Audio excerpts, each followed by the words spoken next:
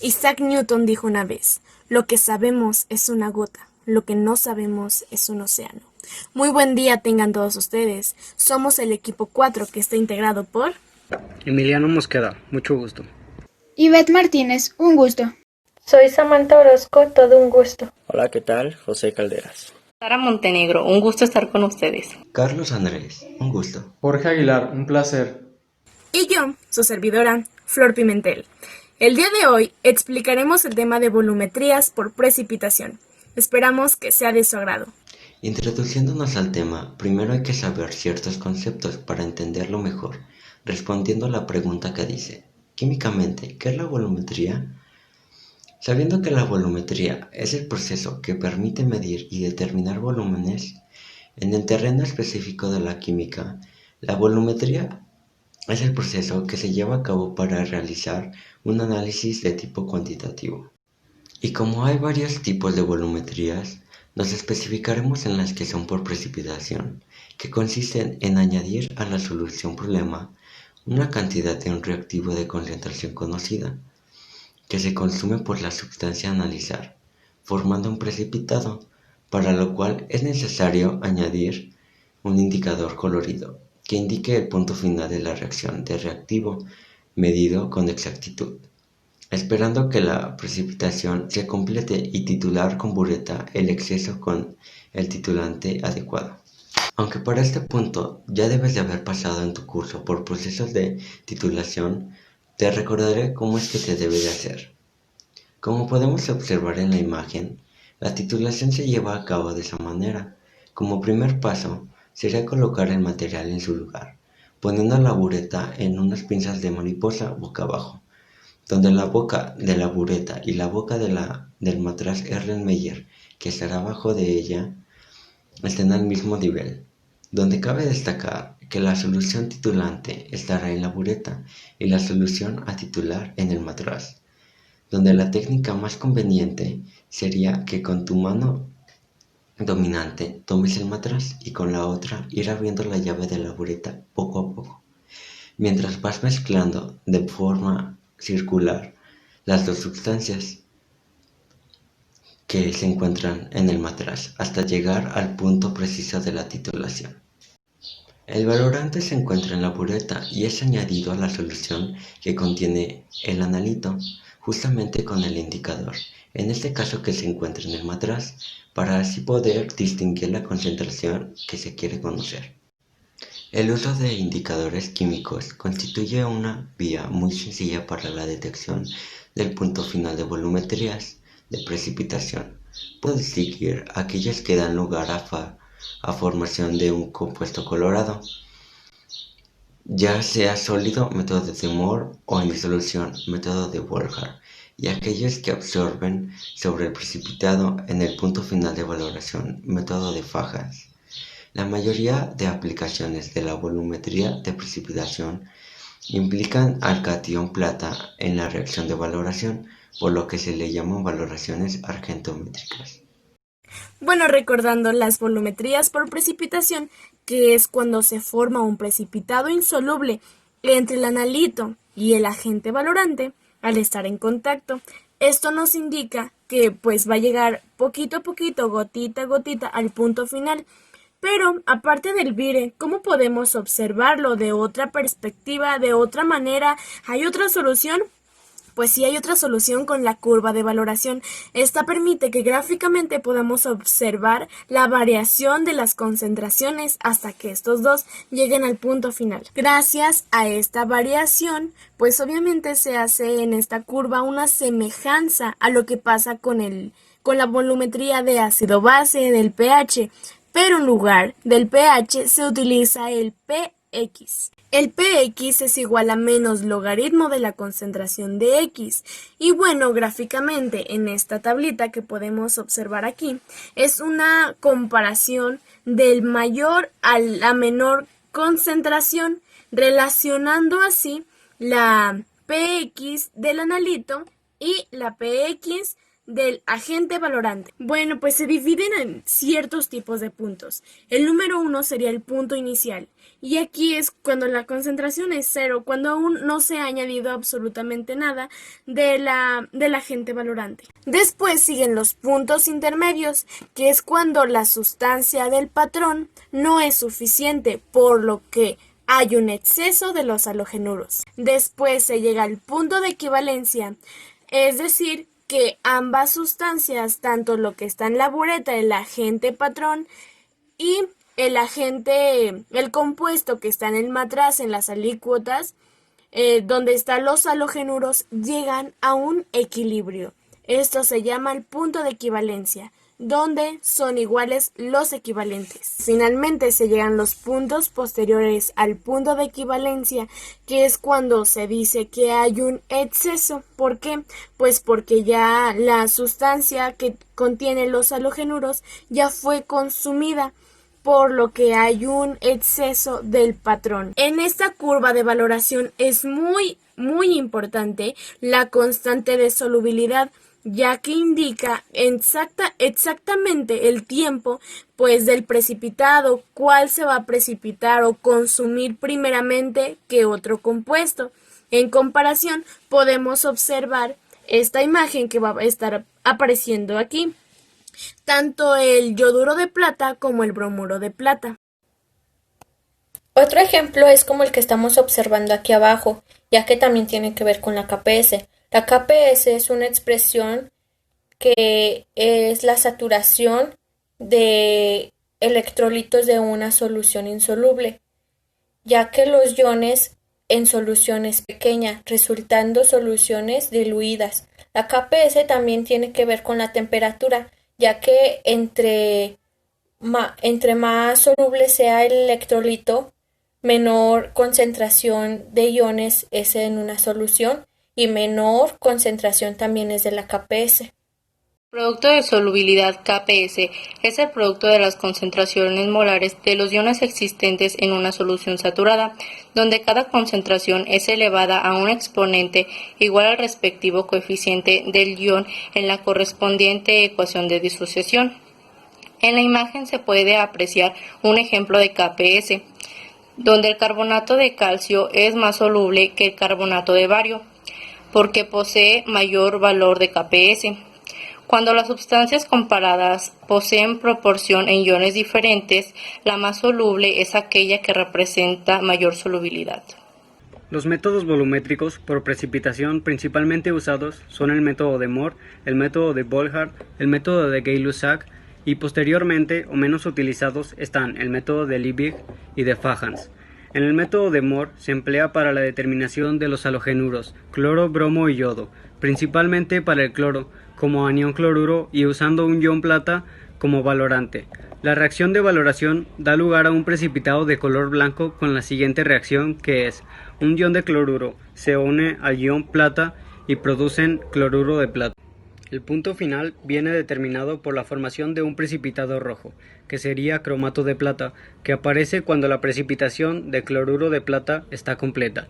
El indicador utilizado sería el ion cromato de potasio, y el titulante es el nitrato de plata, que comunica a la solución en el punto inicial una coloración amarilla y forma en el punto final un precipitado un tipo rojo ladrillo de cromato de plata, justo como se muestra en las siguientes imágenes.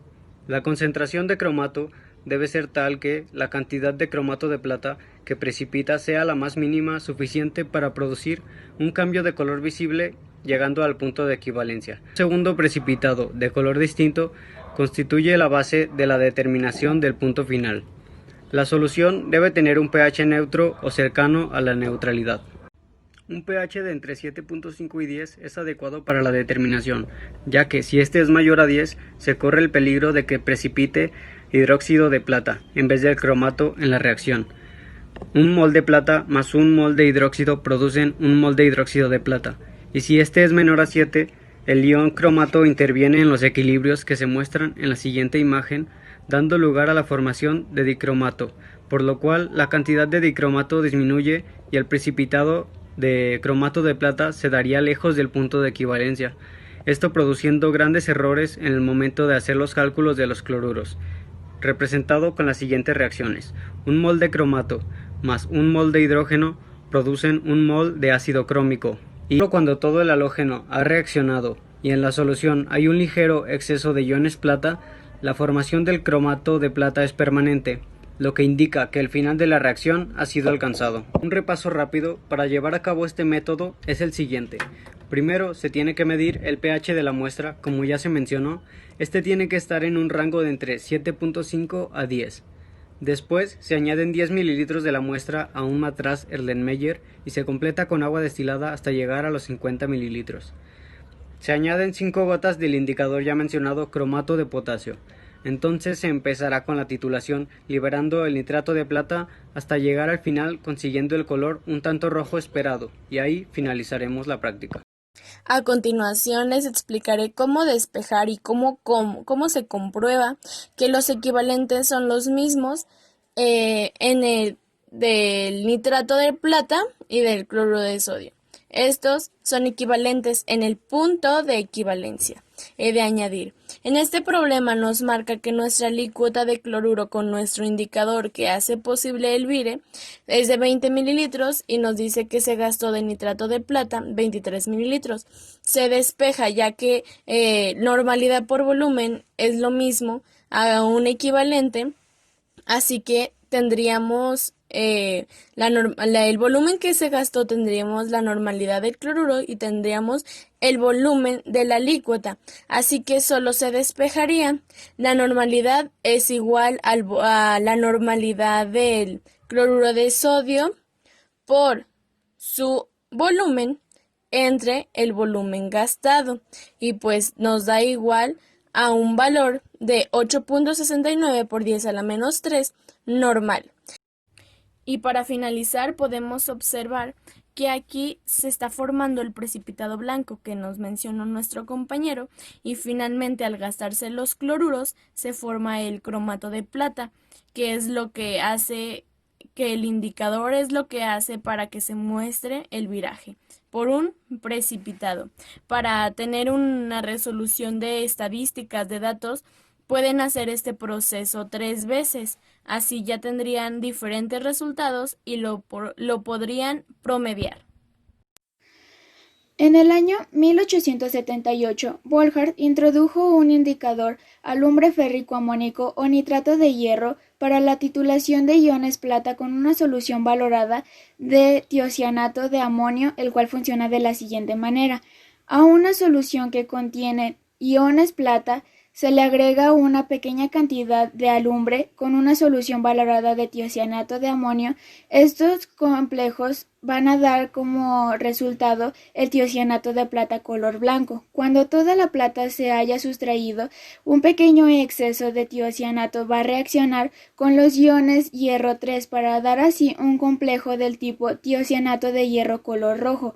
Cuando esta titulación obtenga un color rojo permanente, se ha llegado al final de la titulación. Este método de titulación se utiliza para la determinación de plata y compuestos de este metal, al igual que los aniones que precipitan con el plata, como el cloro, el bromo, el yodo y el tiocianato. Para la determinación de un anión, este se acidula con ácido nítrico y se le agrega un exceso de nitrato de plata, el cual precipitará y se valorará mediante el exceso de plata con una solución patrón de tiocianato de potasio. El hierro 3 será el indicador y es el que dará el color rojo a la solución. Las reacciones que ocurren mediante la determinación de cloros son: un mol de plata más un mol de cloro reaccionan para producir un mol de cloruro de plata, que es un precipitado blanco. Un mol de plata más un mol de tiocianato reaccionan para producir un mol de tiocianato de plata, que también es un precipitado blanco. Un mol de hierro 3 más un mol de tiocianato reaccionan para producir un mol de tiocianato de hierro, que es un precipitado rojo sangre. El método directo según Volhard en la parte alícuota se acidula con 4 a 5 mililitros de ácido nítrico y se le agregan 5 mililitros de alumbre férrico amónico como indicador, con una solución valorada de sulfocianuro de potasio hasta obtener un color rojizo permanente. Según Volhard, el método indirecto se basa en hacer reaccionar un halógeno con solución valorada de nitrato de plata, y ese exceso se titula con solución valorada de sulfocianuro de potasio en presencia de alumbre férrico amónico. Para evitar una redisolución de cloruro de plata, se agrega un poco de nitrobenceno, aproximadamente 1 mililitro por cada 0.05 gramos de cloruro de sodio. Métodos argentométricos. El más sencillo lo encontramos en la reacción entre una solución valorada de cloruro de sodio y nitrato de plata. Este método fue propuesto y empleado por Gay-Lussac en el año 1832. El método no incluye el uso de un indicador para conocer el final de la titulación.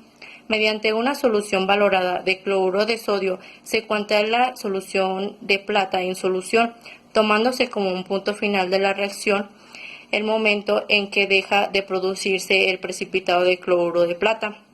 Es decir, que simplemente se toma en cuenta la ausencia del enturbiamiento, donde se ponen en contacto los iones cloro con la solución, lo cual indica que todos los iones plata han sido eliminados en forma de cloruro de plata, y por lo tanto, esto indica que la reacción de titulación ha concluido.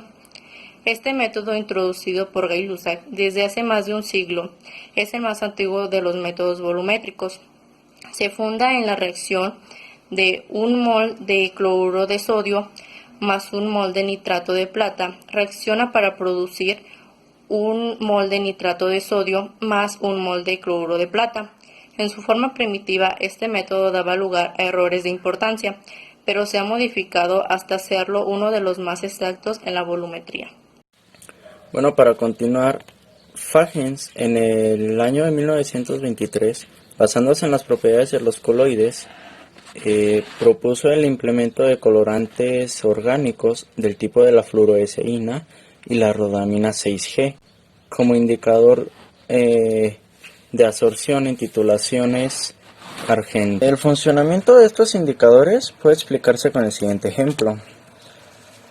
Cuando se agrega una solución valorada de nitrato de plata a una solución que contiene iones de cloro que se desean valorar y una solución de fluoroescefina como indicador, se forma un precipitado de partículas coloidales de cloruro de plata de color blanco, que tienden a absorber sobre su superficie iones de cloro.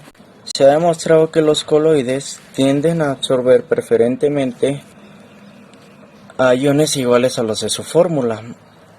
Estos iones de cloro ocupan en la capa exterior de las partículas coloidales e imparten a estas carácter negativo al continuar la titulación.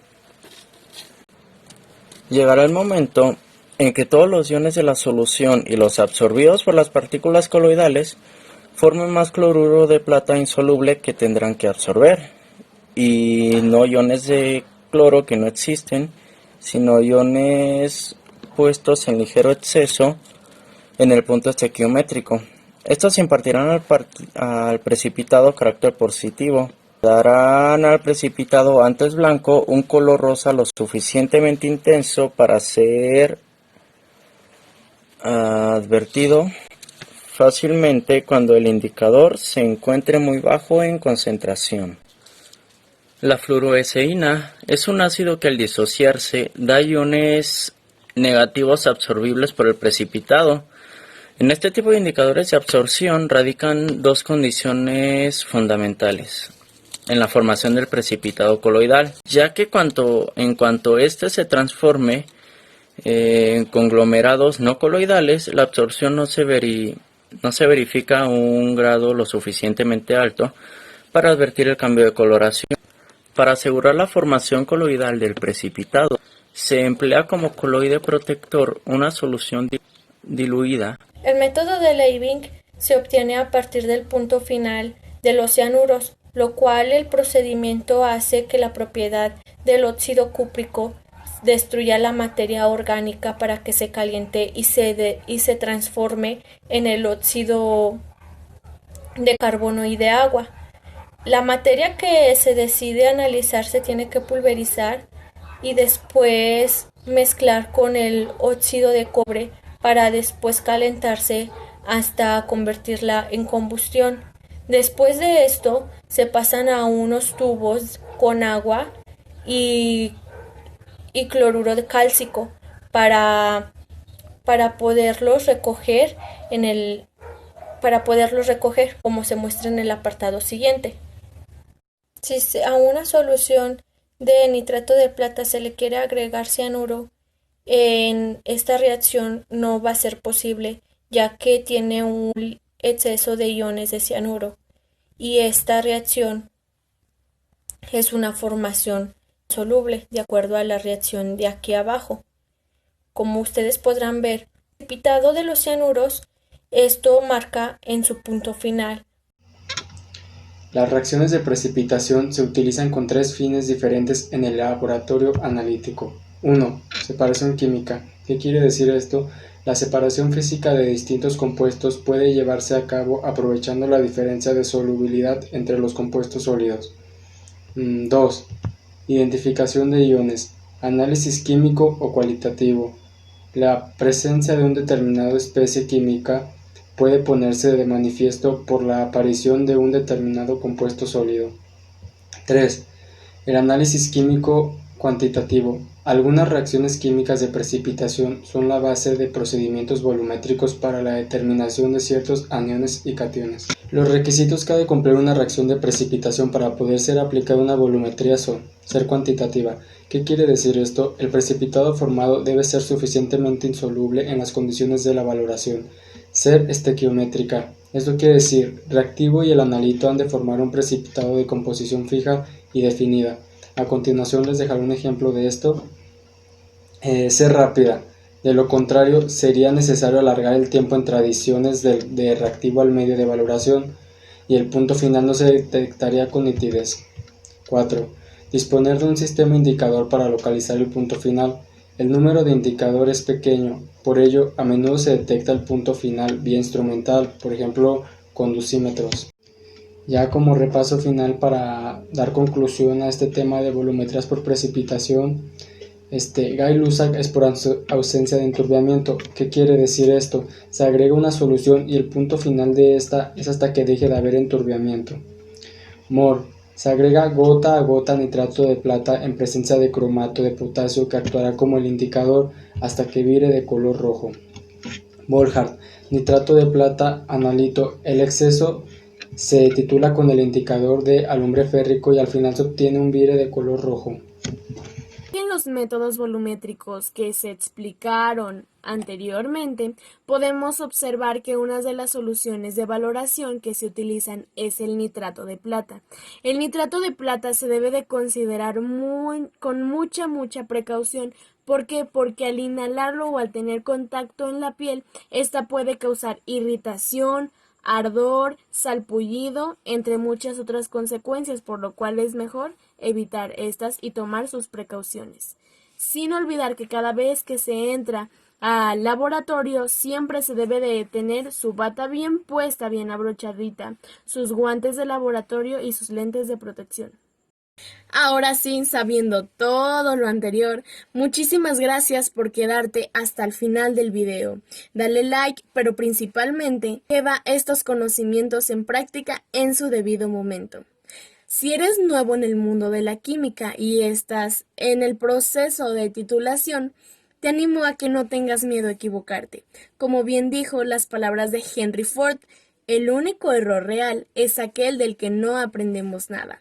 Así que equivócate, pero aprende la lección. ¿Por qué? Porque ahorita estás en un momento de preparación, estás en un momento de aprendizaje.